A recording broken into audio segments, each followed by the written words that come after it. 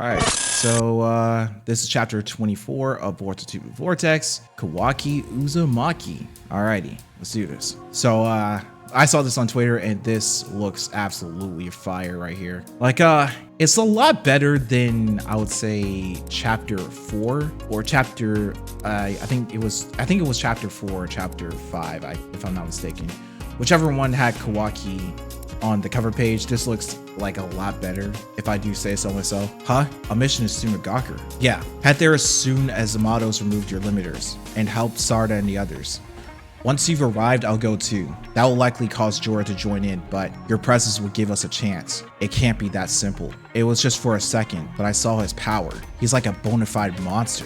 I don't think adding more of us is going to make any difference. So Boruto ends up throwing the Konoha, little Konoha metal emblem to Kawaki, and then Kawaki looks at it. He's like, what's this? It ain't possible to take down Jura right now. The question is how to survive once he engages with us. The most realistic way is for all of us to flee together using my flying Raijin, but there are conditions to teleporting long distances. I need to sense the chakra I've imbued into that metal piece. Something that'd be impossible if I were fighting that monster all alone. So this is pretty much like a quick little flashback, and we cut back to the present where Jura is not only approaching Kawaki. Kawaki said, so you want me to buy you that time, eh? So Jura charges up a Biju bomb and he shoots it right at Kawaki. Kawaki lifts up his Karma hand to absorb the Biju bomb, and Boruto is trying to keep his Karma seal under wraps while Kawaki still has his active, and he's pretty much on the lookout for Jura. Jura appears right behind him, tries to stab him with his middle finger.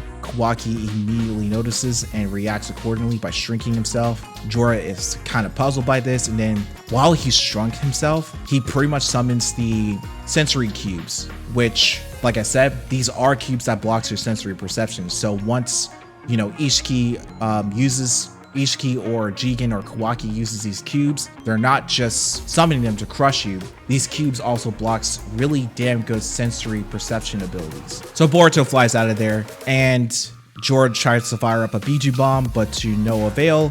The cubes, if I'm not mistaken, oh shoot, I did not notice that. He's actually able to destroy the cubes with this Biju bomb. This is interesting. I did not know that this could be the case. I did not pay attention to this. So yeah, Jura actually does destroy the cubes. That is insane to think about. Okay, so yeah, Boruto is in the air and we see the image of the cracked cube right over here. I did not know that Biju bombs of this magnitude can destroy the cubes. Wow, okay. So Kawaki appears right behind Jura, forming his giant claw. He grabs onto Jura and, well, not really grabs onto him, but he kind of pushes Jura out of the way. And then he sends Jura flying into one of the stone pillars.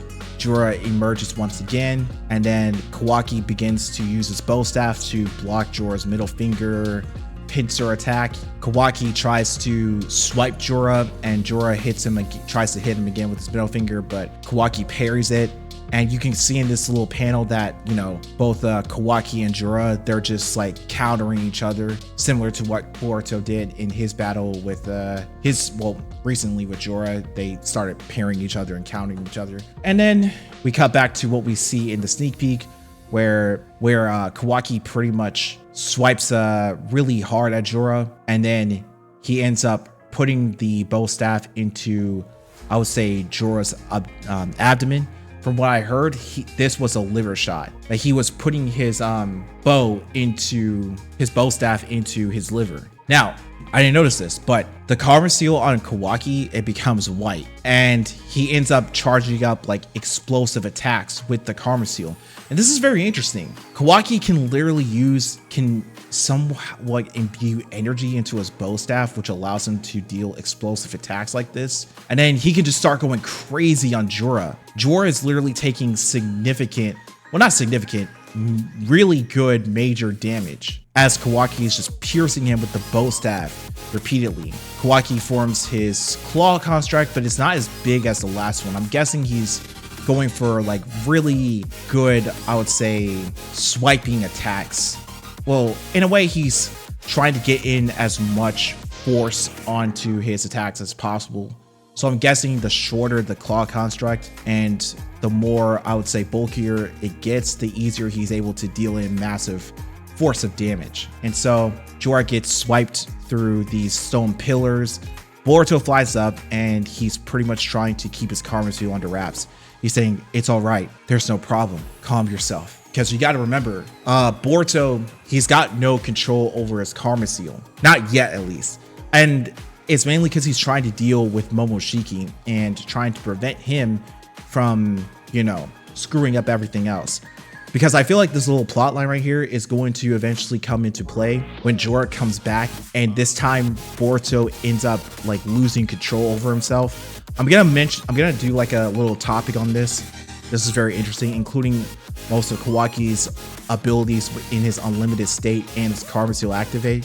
So yeah, this is like, wow. So Kawaki just starts slow walking up to Jura. Karma seal kind of just, you know, deactivated, and he's just a little stunned. Jura is still able to tank all this. Now, Jura pretty much, we see that Jura has lost his hand, his feet, his liver, most of his body, and then everything that, you know, they're seeing through Kawaki.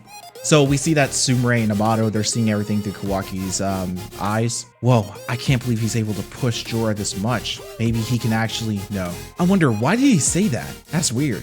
So Jura pretty much pulls a book out of his claw mark clothing. Uzumaki Kawaki. As I thought, you're displaying incomparably greater combat ability than before. However, did you manage to acquire such power in so short a time? Actually, it's not just you. Uzumaki Himawari. She suddenly transformed before me and showed what seemed like someone else's power. In hindsight, it's as if Yamanaka Inojin's sacrifice served as a trigger in some way. In Uchiha Sarada, she too unexpectedly awakened to power and took down my brethren extremely easily. Sarada did? Every one of these is an unusual situation that would be unthinkable under normal circumstances. And it is, in my opinion, all these concerning incidents that seem to have in common. It is a topic that I'm currently passionately researching, the thing called love. There is no doubt that it is a curious, fatal weakness that you humans possess, but on the other hand, it could also be a factor that enables extraordinary evolution. What do you think, Kawaki? I'd love to hear your honest opinion.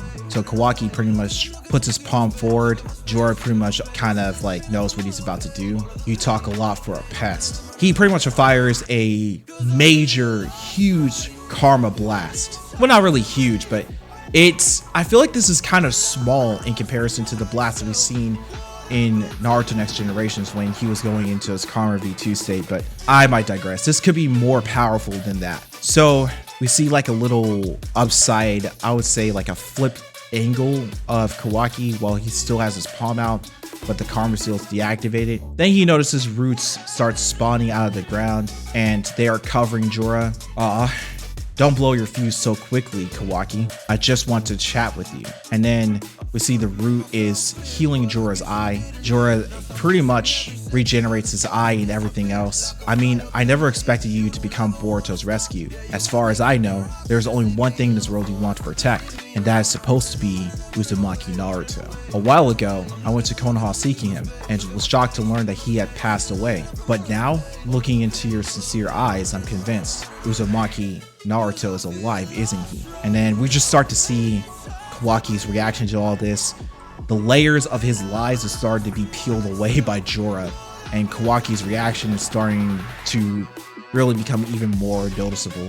So I'm right, you're easy to read. I'm not good at lying either, and I know this will likely get under your skin, but I want to consume Uzumaki Naruto. I heard that he shared a deep bond with many of the Biju, and perhaps love has something to do with that as well. I can't help but thinking, I'm hoping that I might learn about love if I devour him. Damn you. Then Boruto pretty much appears right beside Kawaki now that he's finally gotten his Karma Seal situation under control. Sorry about the wait. We're good now. I've got a lock on the symbol. You're flying Raijin, I take it. I loathe this parting, but so be it. I suppose we're done for today. Let's go, Kawaki. So Boruto put his hands on Kawaki's shoulders. Kawaki takes it off for a second. He says, give me a second. Hey, Jura, listen up. I don't really give a crap about love, but I will give you credit for your instincts and intuition in setting your eyes on Lord Seventh. Don't misunderstand though. You will die by my hand. I swear on it.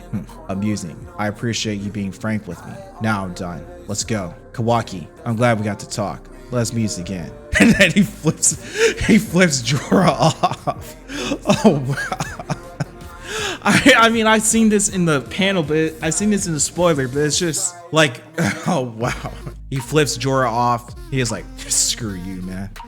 So we cut to a scene where they're locked onto the Konoha symbol metal piece. It's Boruto's. I was told to drop it somewhere around here because it's harder to sense a chakra if someone's holding it. You might want to take a step back. It'd be pretty pitiful if you got stomped on or something. And then next thing you know, Kawaki appears and he stomps on Konohamaru's face. And then Mitsuki's like, Kawaki, what the heck are you doing? That's my line, damn it. Sorry about that, master. You have the thorn bulb? Jeez, yes. Jeez, yes. This thing, right? Of course I do. Good. Then we'll head straight to Konoha. We come back to the penthouse. I wasn't sure for a bit how it turned out, but we can breathe easy now, right? This shouldn't be praised. This was way too dangerous a waiver that could have easily destroyed even the good futures. The fact that Boruto survived itself is a good thing, of course. But thanks to his actions, the future has greatly shifted again. Isn't that how life usually works to begin with? This isn't someone else's problem, Ada. Mamushi's going on the move and his target is you. You're joking, right? Gross. And then we see Mamushi just... I think Mamushi is just watching all this happen. I don't know. So Hidari's reading a book. That's interesting. What's with that facial expression? You feeling unwell or something?